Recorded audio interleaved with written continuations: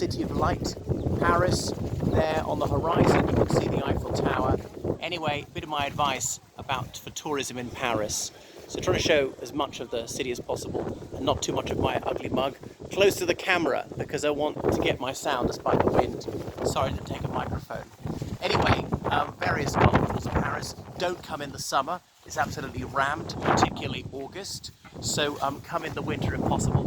Not right around Christmas, because this is the most visited city in the world by some reckoning. So you don't want there to be massive queues, waiting for hours, even if you bought a ticket and can somehow go straight in, booked in advance. You want a bit of space. It can just be maddening.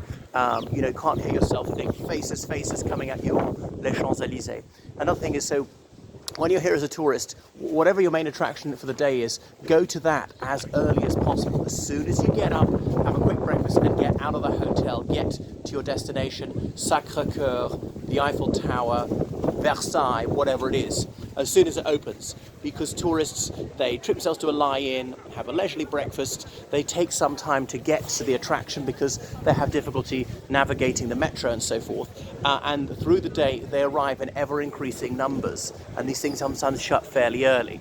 So you'll have a much better experience if you get to your main destination earlier and save later on the afternoon for things which are not vital, like shopping, which you could do, you might not do, or walking through a park. Things which aren't really so time limited. So don't worry about the French language. Obviously people very much appreciate it if you can speak it, but I regret the excessive spread of English, because anybody who works in the tourist sector is going to speak English, even if limited. And obviously in a 5-star hotel or something like that, they'll all speak excellent English. So it's not like the old days when almost nobody spoke English.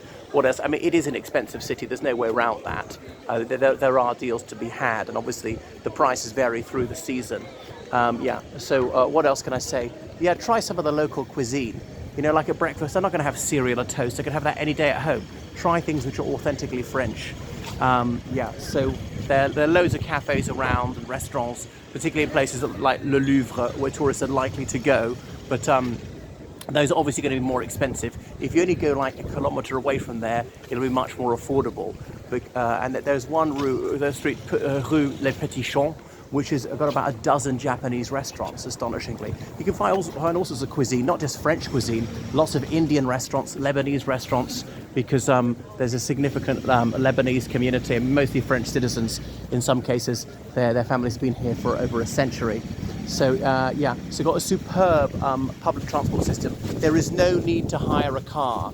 A car is a problem. It's difficult to find a parking space. You have to pay for the notice if you do park. You can only park for about 2 hours at a time. So do not hire a car. You can get special services to charter a driver to take you around all day. Great place for bike hire. They've got cycle lanes. It's a very, very cycle-friendly city. A lot what you want to see is actually very flat on either bank of the Seine.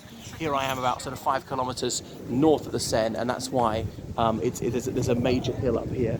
So that's it, Paris. Those are some of my few pieces of advice for Paris, the city of light.